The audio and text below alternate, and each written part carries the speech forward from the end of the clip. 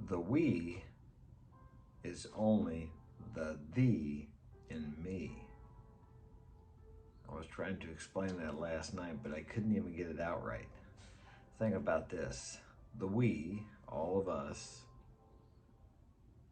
is only the thee, which is an old English term for everybody out there, is only in me, or you, as far as that goes.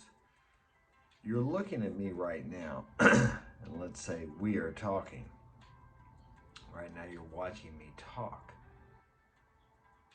But actually you're experiencing me within you. So I'm really not out there. I'm inside of you. Because that's where you experience everything. Have you ever heard the old expression, if a tree falls in the forest, does it make a noise? Well, your first thought, of course, is, well, yes, it makes a noise, but does it? If there's no observer, if there's no experiencer there, there is no noise. Well, you could say, if you had a recording device, it would pick it up. Well, yes, it would, but once again, there would have to be someone to listen to the recording. Let's say you were a creature, an alien from another planet. You may not hear a noise, you may feel a vibration. So to that alien or extraterrestrial, there would be no noise, only a vibration, because he experiences things differently from us earthlings. The point of this is you have a choice to how you perceive things, how you experience things, because it all happens within you. The noises you hear, the things you see, the feelings you feel. When you touch something, you say, oh, well, that feels hard. Well, that experience is happening within your brain. It's registering that with everything that's ever happened to you in your life. And the reason you may say that's hard is because you have been taught that's the word you use when something is hard, or maybe it's hard and cold. Let's say we were raised up when you touch something that we call hard, that you would say it's soft. Instead of hard, to you that would be soft. And if the word soft had the same significance it does to us who use the word hard, it would be difficult for us to understand that. It's as they say, if someone reads 100 Bibles, it's 100 people reading 100 different Bibles, because everyone experiences that in a different way, depending on how you were raised and how you were told to believe, or how you chose to believe, or the environment you was around of people who believed in that Bible in a certain way. Some people believe it's the infallible Word of God. Some people believe that it's a book of wisdom. Some people believe that it's a book of fairy tales. And all these opinions or perceptions have been formed as a person grows and from the people and environments that they have been around in their life. I know there are some people who believe that this certain religion and that certain religion is wrong, but had you been raised up in the one that you believe is wrong, you would probably believe it was right. It's because you've been programmed or schooled, if you like, to believe in a certain way. Very few of us, if any of us, including myself, have original ideas. Everything that I share here with you is something I've learned through experience, through reading, through studying, through different environmental aspects of my life. And that's one of the reasons why when you think you're right about something, you may be right in context to what your environment is, or your society or situation. Think about laws. What is legal and considered right in one country, such as ours here in the US, and some of the things we do here are considered very wrong and even punishable by death in some countries. It depends where you live, it depends on the times, and many things that are considered okay here now in the US were considered terrible back when I was young, even when I was young in the 60s and 70s or 80s. Smoking marijuana, oh my God. Reefer Madness was a movie they put out and made us watch in high school. If you smoked a marijuana cigarette, you would be shooting heroin the next day and you would be a crazy man. That's what they taught us.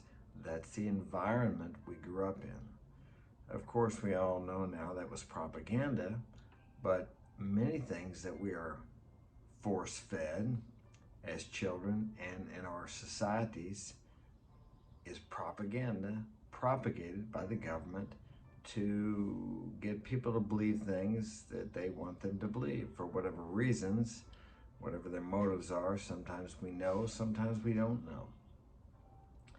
If we look back on the last 2 or 3 years, some people would call that propaganda. I don't have an opinion on that because if I do, then YouTube doesn't, how do I say, YouTube doesn't approve. And I've had a warning or two because of that. So take that for what you will. It's up to you. But these are environmental factors that, as I said, are forced upon us, are how would I say, they use hypnotism, group hypnosis, mass hypnosis sometimes. What do they call it? Auto conditioning. Did you notice over the past few years, and it's not just that, how you heard the same message repeated over and over and over again? How they got a lot of people in an emotional state. Now, this is the same technique they use for commercials and advertisements. When they're trying to set, we'll go into another subject here because I really have to stay away from that thing that happened 2 or 3 years ago. Because I like to continue to make videos on YouTube and I must respect their wishes. It's their platform. But think about commercials. Okay, they have a car they're advertising. They have the guy, he's driving in he's driving out in Arizona, maybe in Sedona. The red landscape, the wind's blowing, it's a convertible. The wind's blowing in his hair. He's got this beautiful woman with him and they're advertising this car. Now, they don't talk about what size motor it has, how much the gas mileage is, and the different technical aspects of the vehicle. No, they're talking about how you're going to feel. They want you to feel a certain way. They get you into an emotional state to try to sell you this car. They don't logically try to sell you that. But when you go to buy that car, you think you're making a logical decision, but they have programmed you emotionally to want to buy that car because you think you're going to get a certain feeling out of it. And that's the way it is with everything that you desire. You think if you get this thing, get this woman, get this job, get this money, whatever it happens to be, retirement, that you're going to feel a certain way. That these things are going to make you feel a certain way. Advertisements and programming, if you like, is trying to get you to feel a certain way, and they use emotional, I would maybe call them triggers to get you into the state, and then they throw the information out there. They use fear, they use happiness, they use success, gladness, joy, and this is how they do that, and they do it over and over and over and over again. And eventually you take that on. What you don't realize is, even if you're ignoring it, it still gets into your mind. Your subconscious doesn't miss a thing that happens in your world. Just as I'm talking to you now, I'm not looking outside, but if a car pulls up, my subconscious picks that up and stores that as information. And it may bring it back out a month from now, 2 months from now, 10 years from now.